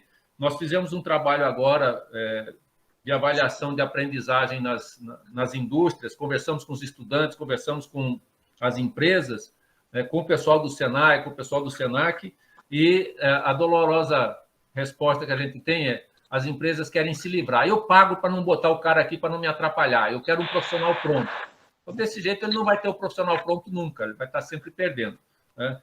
Então, é uma mudança social muito profunda que nós precisamos, e ela não nasce se a gente não mudar a escola. Então, é preciso quebrar o círculo, e o círculo se quebra na escola com participação efetiva da sociedade. Eu estou vendo o Ari com a bandeira aqui atrás. Ari, nós começamos essa mudança no Rio Grande do Norte, no Piauí. Eu acabei de fazer agora, estou no meio de um trabalho de formação com os professores da educação profissional do Piauí e do Rio Grande do Norte, onde nós estamos fazendo exatamente o que o Adalto falou. Traz a indústria, senta, conversa, ok. A indústria quer isso? Ok. Para isso, nós precisamos disso. Temos acordo? Temos acordo. Então, vamos dar o passo seguinte, que agora é o curso. Então, nós estamos fazendo isso em todo o estado do Piauí, em todo o estado do Rio Grande do Norte. Começamos por 2 cidades do Piauí, por 2 cidades do Rio Grande do Norte, e já estamos expandindo. Então, nos lugares onde o governo tem interesse em investir em educação, e, sobretudo, em educação profissional, a gente pode mudar. É uma mudança que tem que começar conosco, e nós somos a associação dos técnicos, nós temos as características e as condições para bater o pé em torno disso. Então, acho Osíris, Augusto, Adalto, né, quem está na frente da Ubatec aqui, todos vocês que estão na frente da Ubatec, vocês têm essa missão de mobilizar os colegas técnicos em defesa desta que é a escola que nos formou, que formará os nossos filhos e os nossos netos. No meu caso, os netos, né? Ok, obrigado. Gabriel Moisés.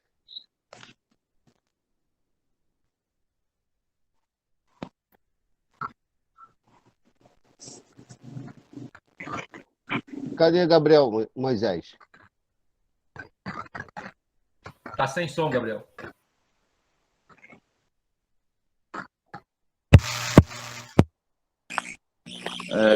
Vocês estão me ouvindo? Tá Agora ouvindo sim. agora? Pronto. A minha pergunta em relação ao ensino técnico no Brasil é referente a essa palavra que o professor Wilson falou. No meu caso, eu sou técnico em eletrotécnica e eletricista predial. Na minha região, eu moro aqui em Pernambuco, Caruaru, e o senhor tinha falado na palestra que os técnicos têm uma oportunidade financeira, assim, abaixo do engenheiro, melhor. Na minha região não dessa forma que o senhor disse. E a deficiência nas escolas técnicas existe. Eu saí do curso técnico, porém, eu tive que aprender no dia a dia, como eu comecei a trabalhar na indústria, eu aprendi do dia a dia o que realmente o empresário queria. Ou seja, ele quer um profissional que já saia pronto, mas, na verdade, a teoria e a prática é totalmente diferente. A minha pergunta referente à sua citação seria essa. Porque temos um conselho para os técnicos e também tem o conselho dos engenheiros. Por que razão não existe um piso salarial para a nossa classe? Pagamos as taxas e também não existe uma política do nosso país de investir na educação. Eu fico vendo que a deficiência está no sistema. Porque se quer um profissional capacitado e qualificado, pronto para trabalhar na indústria ou para trabalhar em qualquer outro ramo, precisa se investir, tem que partir do quê? Da política do Brasil. Eu fiquei assim, meu rapaz, eu saí da escola técnica, passei por uma situação, como o professor Adalto falou, ou o senhor Adalto falou, que não temos nenhum suporte, de como trabalhar, o que precisa ser feito. Aí, por que razão ainda não aconteceu no nosso país os técnicos se reunir, o conselho, e lutar pelos nossos direitos? Essa seria a minha pergunta. Gabriel, eu acho que você tocou no ponto mais sensível que a gente tem dessa nossa noite hoje, né? Veja, eu dizia antes de começar a palestra sobre as avaliações do que é democracia e quais são os critérios que são usados para essa avaliação. Não sei se você estava na sala falando da revista The Economist, que faz esse ranking mundial. E havia, nessa avaliação, 2 critérios que são muito interessantes. Um se chama participação popular e o outro se chama cultura democrática. Quando a gente deixa para o presidente da associação ou para a diretoria da associação trabalhar, obviamente que a diretoria da associação não tem respaldo. A associação só vai ter foco, só vai ter capacidade de chegar no deputado e dizer eu quero o piso salarial quando todos os associados estiverem juntos. O presidente, o diretor, ele tem a missão de representá-lo, mas ele sozinho não faz nada, né? Então, a mobilização é essencial. Todos os técnicos têm que estar juntos. Todos. Só o presidente ir lá diz assim, olha, eu estou aqui representando a Ubatec, ou eu estou aqui representando a Fentec, ele diz assim, tá, e daí? Cadê o resto? Onde é que está o pessoal? Nós começamos, Gabriel, um pouquinho antes de você nascer. Eu acho que Adalto Silaí vai lembrar do tempo de Chotá, que a gente fazia piquete na porta da escola até para poder criar associação, né? Osíris talvez tenha estado, eu acho que me lembro de Osíris em algumas das reuniões, e sim, isso foi lá atrás, na década de 70, quando a gente queria ter a associação dos técnicos e a gente não conseguia, né? Então, só a reunião das pessoas, a participação efetiva é que pode mudar isso. E a gente tem que aprender a escutar também e ler, Gabriel, né? Durante a campanha eleitoral, o candidato diz assim, porque eu vou apoiar a educação. Com quanto? Aí o outro candidato diz assim, porque eu vou financiar a construção da escola. Como é que é? Você vai financiar a construção da escola? Mas eu pensei que a escola ia ser pública, ia ser de graça, ia ser de qualidade. Então, a gente tem que aprender a escutar também o que os candidatos falam para a gente poder saber quem a gente está botando para nos representar. Senão, a gente não consegue mudar nada, né? Quem muda somos nós. Os caras que estão lá são aqueles que fazem o que a gente pede. Se a gente está fraco, ele faz o que ele quer e não o que a gente pede. Muito obrigado mesmo. Ô, Gabriel, qual é o seu estado? Eu sou daqui de Pernambuco, Caruaru. Augusto, pega o rapaz aí. Só para a tua informação, e você segurar a tua ansiedade, ano que vem tem eleição do Conselho, então eu aconselho que você se aproxime aí da rapaziada aí de Pernambuco aí. Seguindo o conselho do professor Wilson, ele falou assim, a gente tem que ter um pouco de senso crítico, né?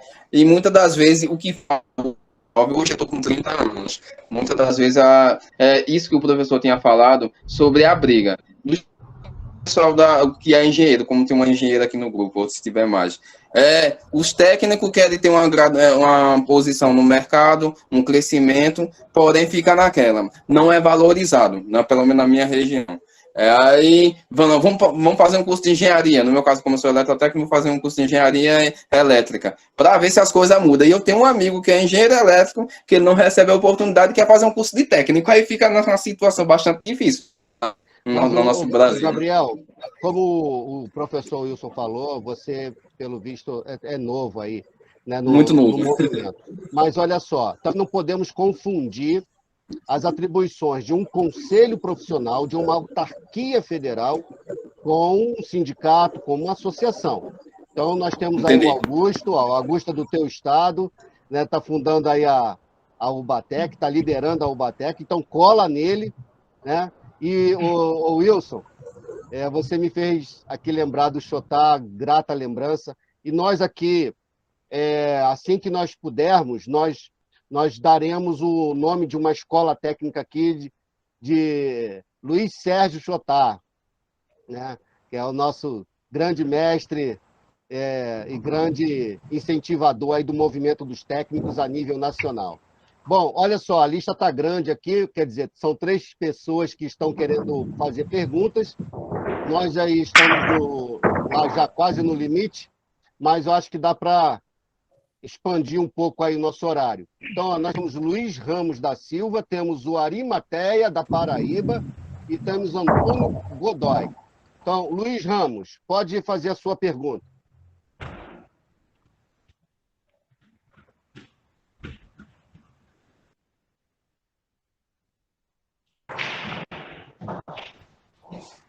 Boa noite, professor Wilson. Boa noite, Osíris. Boa noite, demais participantes. Eu sou técnico em mineração, formado pela Escola Técnica da SATIC, de Criciúma, Santa Catarina.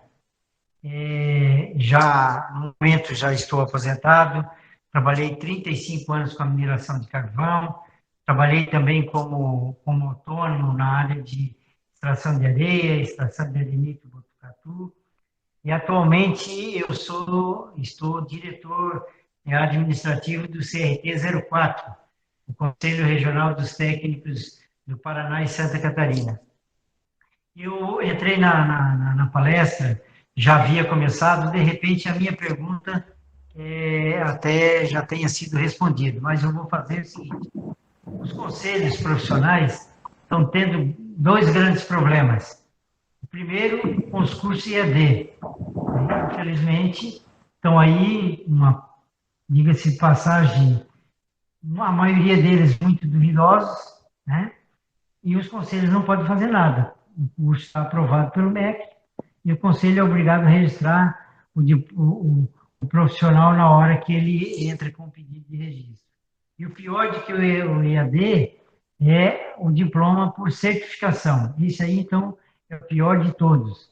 E todos os conselhos estão tendo problema.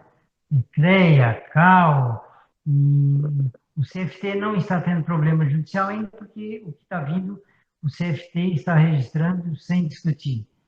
Então, eu gostaria de saber do professor Wilson o que os conselhos profissionais, não só o CFT, que é o Conselho Federal dos Técnicos, mas o CREA, o CAL, o que se pode fazer para tentar reverter essa situação? Não é possível.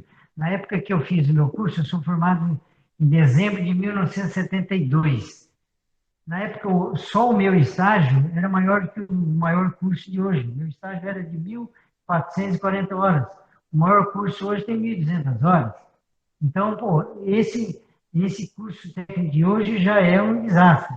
E aí o tal de EAD e o diploma por certificação, então, eu gostaria de ver do professor, ouvir do professor Wilson, o que os conselhos profissionais podem fazer para tentar reverter essa situação. Luiz, a sua questão é muito boa e é um desafio também para o Ministério da Educação. A educação à distância é uma técnica, é uma modalidade de educação muito boa, ela é maravilhosa, ela funciona bem. Ela só não é a prova de bandido. Como nenhuma outra...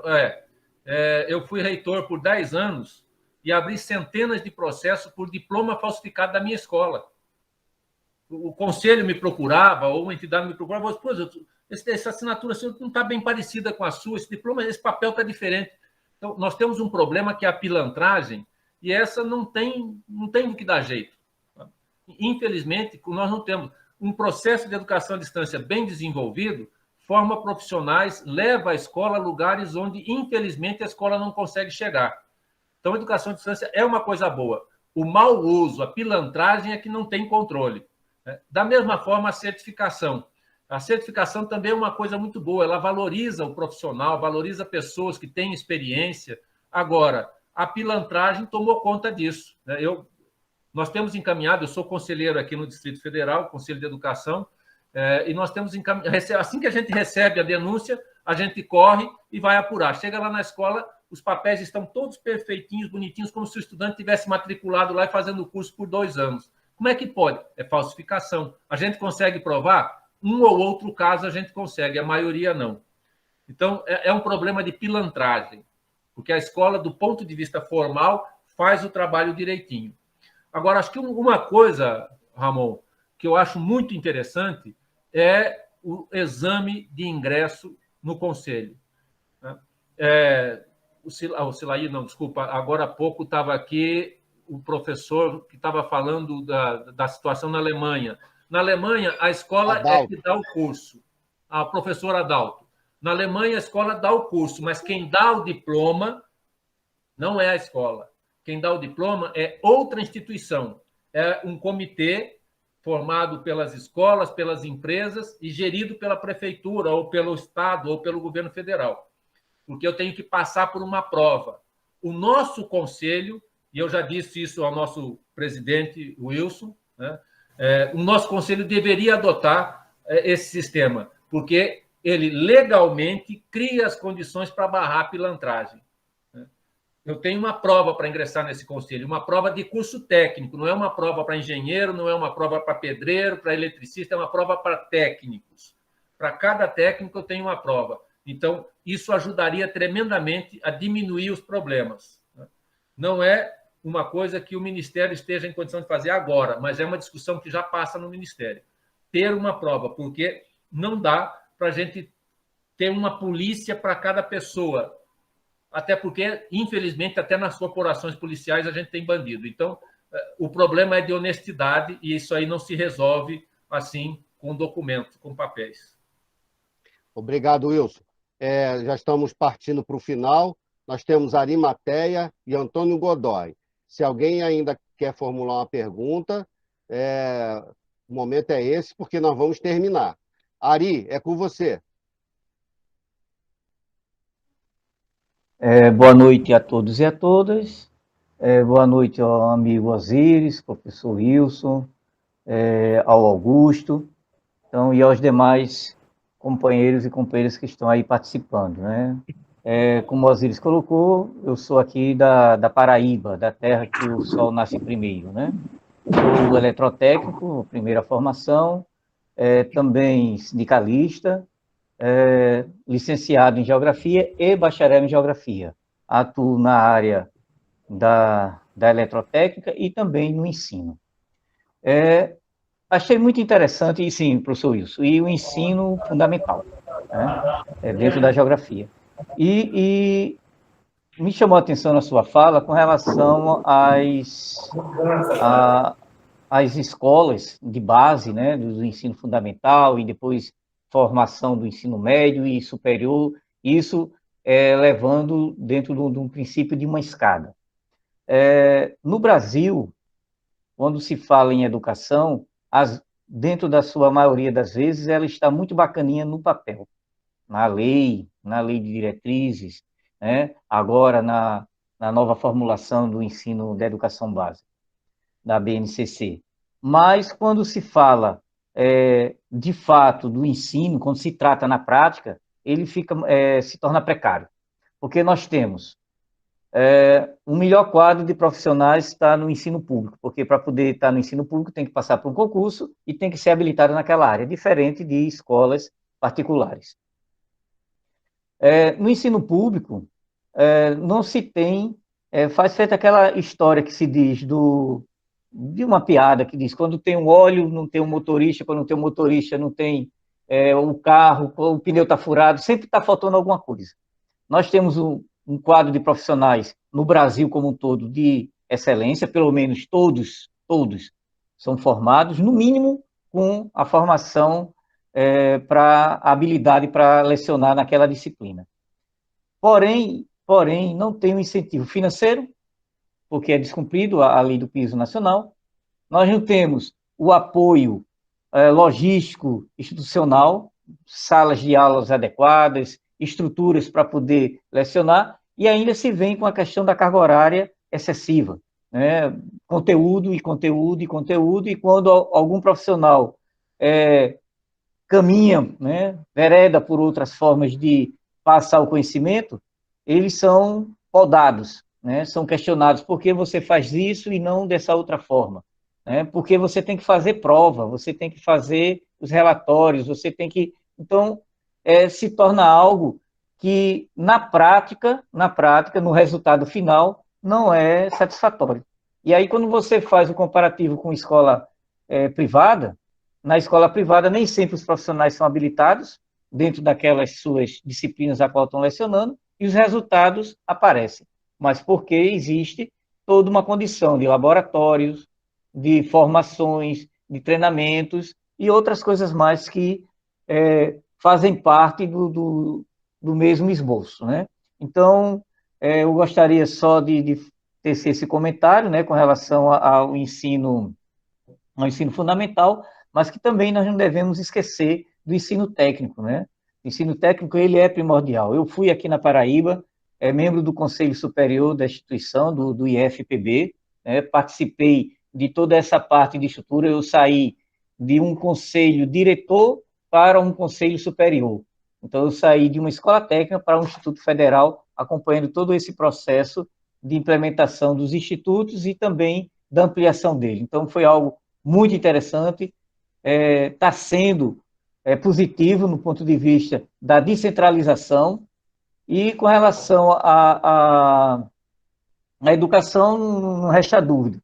Nós temos que ter o foco no perfil de cada localidade. E aqui na Paraíba nós tivemos esse cuidado, pelo menos até naquele momento que estávamos, que eu estava acompanhando de perto, nós tínhamos o cuidado dos cursos que iam ser implantados em cada campi, que eles tivessem um foco para aquela região, para que as pessoas, ao terminar o curso, permanecessem nas suas localidades. Então, no todo, é só parabenizar ao Wilson, ao Osiris, né, a Ubatec, enfim, pelas palestras, por esse ciclo de palestras que é tão importante para nós técnicos, até mesmo para socializar as informações pelo Brasil afora. Muito obrigado.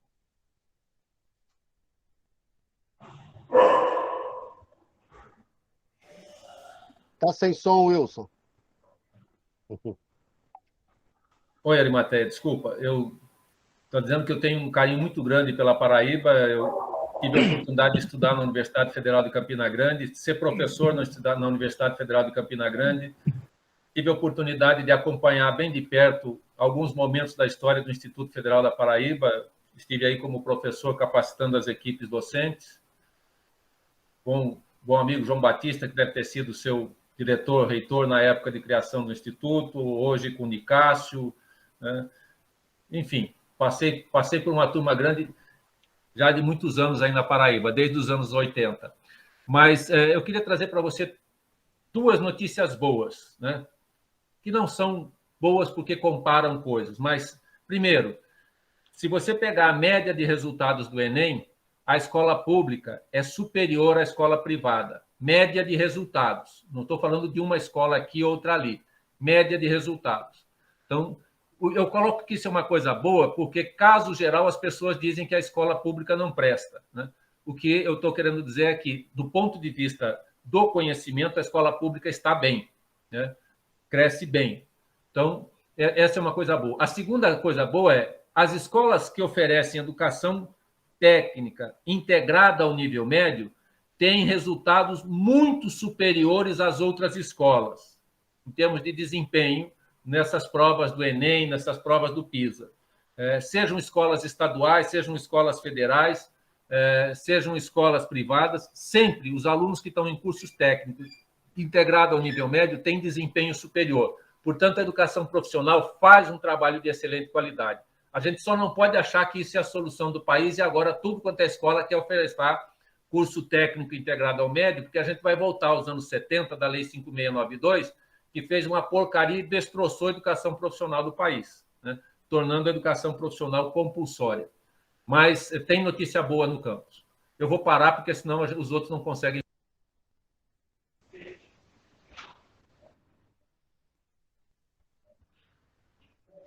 Osiris, está sem som, Osiris. Então, por último, meu amigo Ari, do Rio Grande do Norte. Fala, meu amigo rubro-negro. Eu vi alguém com o escudo do Fluminense, então não misture não, por favor. Bom, sou tricolor do coração, um time tantas vezes campeão. Mas boa noite aí, professor. Eu fui contemplado várias vezes e com a presença do nosso decano,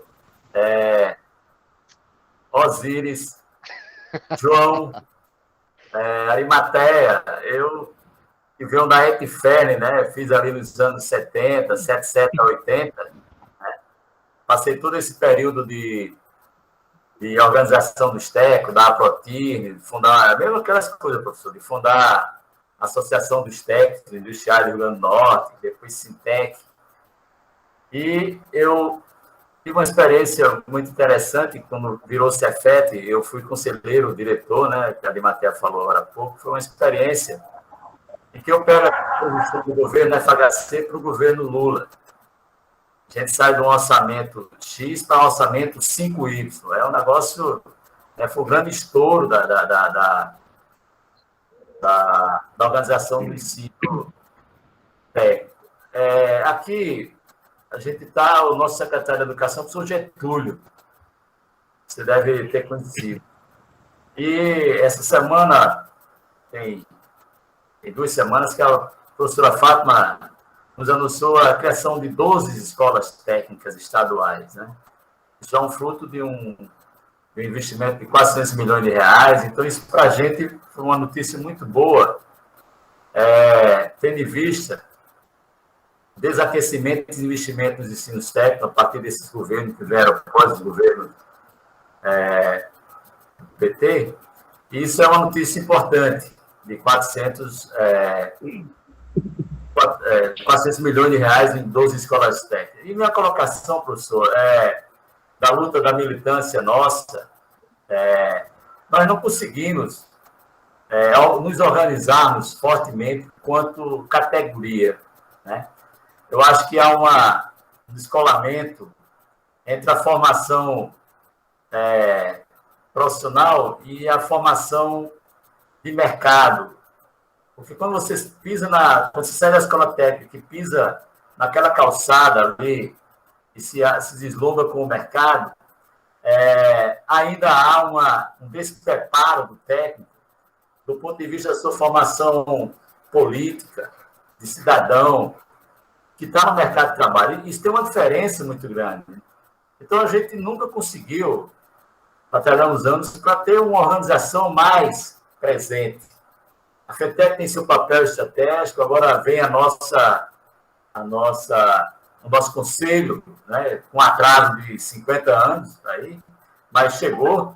E eu acho que continua a tarefa para a gente que ainda está no mercado, para os que vão chegar, de buscar essa luta para a participação no mercado com mais direito, com mais reconhecimento. Eu acho que essa luta ela vai ser incessante, porque nós precisamos ter a valorização precisamos ter as conquistas de reconhecimento, valorização e reconhecimento, porque quando o senhor coloca e vai somar com a fala que até me causou uma estranheza, mas agora, depois da sua colocação, eu fiquei mais aliviado, é quando o ministro aí da Educação, desse governo, vai lá na Roda Viva e diz que a universidade é para poucos. Ele, de alguma forma, ele valoriza, ele coloca a questão do ensino médio, do ensino tecnológico, do ensino, valorizando isso, e a gente fica nesse acabouço assim, de que, precisamos fazer mais, precisamos nos organizar, e é sempre muito incipiente. Esse era o comentário que eu queria fazer. 40 anos quase nisso. Ari, primeiro, o meu abraço para a Etferne, um abraço para o Getúlio. Sim. Eu tenho um carinho muito grande pela Etferne, eu estive aí muitas vezes, tenho muitos amigos na Etferne, hoje Instituto Federal do Rio Grande do Norte, que faz um excelente trabalho, é uma escola de vanguarda no Brasil. Sim. Mas eu acho que uma questão importante que nós precisávamos aprender nos cursos técnicos, e nós não aprendemos, foi colocada pelo Gabriel, foi colocada por algumas pessoas mais, quando fala que nós não podemos deixar de ser humanistas enquanto técnicos. A formação técnica ela não pode prescindir da formação da pessoa, né? Primeiro eu sou gente, depois eu sou técnico. E nós aprendemos pouco a nos organizar. Já dentro da escola, o nosso Grêmio ele é uma entidade que não interage bem com a escola, com a direção da escola, é como se fosse um inimigo da escola. Então, é preciso que a gente construa essa cultura democrática de que todos temos pensamentos, alguns iguais, outros diferentes, alguns têm forma de se manifestar mais suave, outros têm uma forma mais brusca de se manifestar, mas todos somos gente. E, como gente, a gente tem opiniões diferentes, mas temos necessariamente que expressar as nossas opiniões, que ouvir as opiniões dos outros. Isso é uma coisa que a gente aprende pouco na escola. Me parece, e aí eu quero exaltar o papel do Rio Grande do Norte, que no Rio Grande do Norte a gente tem um grupo capaz de pensar diferente. Eu conheci a escola do Rio Grande do Norte no tempo de Raimundo ainda, depois Luzia, passei por Getúlio, passei por toda essa turma que está aí, até Arnóbio agora, começando o trabalho dele. Então, assim, sempre reconheci nessa escola uma capacidade de pensar para além do parafuso, para além da prancheta. E acho que isso faz falta na educação profissional do Brasil. Porque com essas características a gente enfrenta qualquer situação que vem. Alguém pode estar falando assim, mas nós estamos aqui para falar de política de educação ou para falar do profissional do futuro? Não, estamos falando para falar do profissional do futuro, mas isso depende da política de educação. É essencial que a política de educação olhe para esse menino, para essa moça, para esse homem que está em formação, né, e pense que amanhã essa profissão dele poderá não existir. Eu vi o Ramon falando agora há pouco que ele é técnico de mineração. Olha que loucura! Eu vi uma pessoa escrevendo um livro dizendo que o técnico em mineração está condenado, porque essa profissão vai acabar. Esse cidadão nunca trabalhou na vida dele, ele ficou a vida inteira sentado atrás de um birô escrevendo porcaria. Ele nunca viu o que é um profissional de mineração. Ele não sabe como é que se processa. Lá na mineração vai ter automação, aliás, tem, né? O Ramon sabe falar melhor do que eu. Muita. Mas é preciso da pessoinha que faz a automação funcionar, e essa pessoinha é um técnico. É um homem, é uma mulher, é uma jovem que está lá dentro da cava, que está lá na lavra, que está fazendo o processo acontecer. Se alguém não programa, a automação não acontece. Se alguém não monitora, a automação não funciona. Então, é imprescindível que a educação prepare pessoas para atuar neste mundo flexível, nesse mundo de gente e não de máquinas. As máquinas estão sujeitas. E a educação tem essa missão, e nós precisamos que ela seja cumprida. Só sobre a mineração, o Siridó paraibano com o Siridó Rio Grande do Norte tem um nicho de mercado ali ainda a ser explorado, viu, Ramon? As minerações ainda artesanais. O Borborema é fantástico. Tem toda uma cadeia ali no sertão do Siridó ainda virgem para ser, dentro de uma forma sustentável, explorada. Né? Tem mercado ainda. Eu acho que esse arranjo produtivo é um desafiador. Tem os arranjos produtivos locais, professor.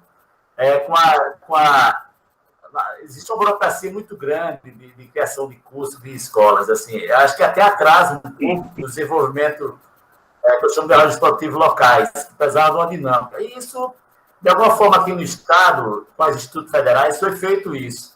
Lá em Currais Novas, a gente tem mineração, aqui vamos ter um setor eólico, que dá uma resposta ao mercado com uma certa agilidade hoje maior, né? Boa noite aí, senhores. Eu ouvi todos falarem aí. Eu tinha 3 perguntas para perguntar para o senhor Wilson aí. Mas nós já somos com o horário para lá de avançado. Você pode fazer o seguinte, você escreva aí no chat, porque nós já estamos bem avançados no horário. 3 perguntas em menos de 1 minuto. Mas aí, então, 3 perguntas, isso aí vai levar uma palestra inteira. Então, são simples. Perguntas simples que são relevantes para os técnicos do Brasil inteiro. Eu sei, querido, mas nós já estamos bastante avançados. Acho que tudo já foi praticamente falado. Eu vou pedir somente ao Augusto, né? Se o Augusto quer dar uma saudação, e a gente depois passa para o Wilson e ele faz o encerramento, tá? Para que a gente termine mais essa etapa. Nós temos mais 3 palestras pela frente, tá? Então, eu quero agradecer a todos vocês aí pela paciência. Nós ultrapassamos um pouco o horário, mas tenho certeza que foi muito produtivo, tá? Essa palestra foi gravada, depois eu vou encaminhar para todos vocês o link para poderem assistir, guardar, né? Assistir de novo, assimilar tudo que foi dito aqui. Augusto, você quer dar uma saudação? Perfeito, meu amigo, muito obrigado. Senhoras e senhores, boa noite. Meu nome é Augusto Vaz, sou presidente hoje da UBATEC, União Brasileira das Associações de Técnicos, e estamos organizando o evento do Dia do Técnico Industrial, dia 23 de setembro. Oficialmente, nós estamos começando as atividades hoje, atividade organizada pelo senhor Osíris, junto com o professor Wilson Ponciani, tá? E oficialmente vamos até o dia 24. Mas já temos cursos ministrados no próprio dia 25. Ou seja, estamos com uma série de atividades entre palestras e cursos que estão sendo já com inscrições funcionando, e outros cursos que virão, por exemplo, foi acertado hoje numa reunião com o pessoal da Prismia, tá, que eles vão apresentar amanhã para a gente o cronograma de 2 cursos, 2 treinamentos, mais ou menos 4 horas de cada treinamento. Um de fibra ótica e o outro de cabeamento de rede e o cabeamento físico de cobre, na maioria deles. Então, serão 2 treinamentos diferentes, tá? Fora aquelas atividades que já estão sendo executadas.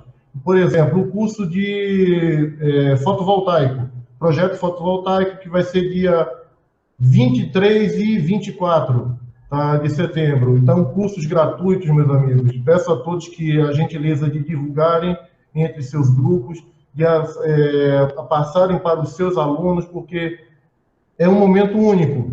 Tá? Cursos que são pagos, que são caríssimos, estão sendo patrocinados por empresas, tá? E não vamos pagar absolutamente nada por isso. Tá? O professor Ponciani está de frente da organização do evento, foi ele que fez toda a seleção inicial. Eu tenho muitíssimo a agradecê-lo por isso. Tá? É nosso parceiro, o Osíris é nosso parceiro, e boa parte dos que estão aqui. Eu só gostaria de agradecer a todos e parabenizar pelo evento de hoje. Muitíssimo bem organizado. Espero que os próximos eventos durante esse mês e nos meses consequentes desse ano e do próximo ano, e aí por diante, consigamos manter o mesmo padrão do evento de hoje. Muitíssimo obrigado. Mário Jorge, ele levantou agora, Mário Jorge, aos 49 do segundo tempo, meu amigo. É só para dar uma boa noite aí, galera. Eu peguei já andando. Boa noite, Augusto. Tudo bem? Beleza? Nos encontramos de novo. Osíris, velho companheiro de longas datas. professor e demais aí. Só para dar uma boa noite, cheguei um pouco atrasado, mas quando vier eu vou rever a palestra aí. Valeu? Valeu, Mário. Obrigado aí pela presença e obrigado a presença de todos aqui. Obrigado, professor Wilson.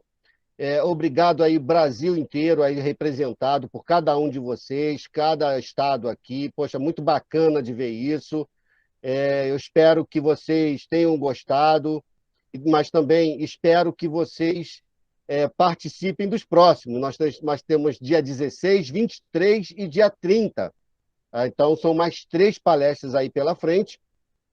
Peço a vocês que vocês divulguem nas mídias de vocês, né, particulares aí de vocês, coletivas, enfim. E obrigado, professor. Você tem aí a sua consideração final. Eu espero também que, né, você tenha gostado aí do nosso evento. Desculpa aí qualquer coisa. E certamente contaremos com vocês aí, com você em particular, né, para etapas aí para frente, porque o seu conhecimento é extremamente importante para fortalecer o nosso movimento dos técnicos. Aí eu acho que nós não podemos prescindir, né, de nenhuma cabeça acredito que até para atender, né, as expectativas, as esperanças aqui colocadas pelas perguntas. Então, nós precisamos, sim, a cada dia, fortalecer esse nosso movimento dos técnicos, os nossos conselhos, né, regionais, o nosso Conselho Federal, porque ele é novo, mas ele não pode crescer com os velhos problemas, né, que nós enfrentamos nos conselhos anteriores. Então, quero agradecer a todos vocês. Esse espaço aqui é nosso. Então, dia 16, eu conto com vocês novamente. Professor Wilson Conciani, muito obrigado pela sua proatividade, né, pela sua solidariedade aí em distribuir esse conhecimento, né, em socializar esse conhecimento que você acumulou aí ao longo dos anos. Tá, é contigo. Primeiro, Osíris, muito obrigado aí pela oportunidade. Agradecer você, o Augusto, pelo espaço que concederam. Eu vi aqui alguns dos meus ex-alunos participando. Estou vendo o Givaldo está por aqui, eu vi o Marcelo Sestari e a Gabi estavam por aqui, o outro Marcelo também estava aqui. Os meus ex-alunos lá de Mato Grosso estavam aqui. Eu tenho uma alegria muito grande desses meninos, dessas meninas que me ajudaram durante a minha carreira, que me fizeram ser o professor que eu espero ter sido para eles. Queria agradecer a vocês e dizer que o nosso papel é trabalhar juntos. Eliton, uma pena que não tenha dado tempo, eu peço a gentileza, pode mandar a pergunta, eu já coloquei aqui o meu e-mail, tá? no Drive, no chat, então você pode mandar a sua pergunta, eu vou ter prazer em responder para você, porque, infelizmente, o tempo é pouco e a gente quer falar, porque é um espaço importante, a gente tem pouca oportunidade. Osíris, obrigado por abrir esse espaço. Gente, desculpa aí pelo alongamento, muito obrigado e até a próxima. Até mais. Boa noite a todos.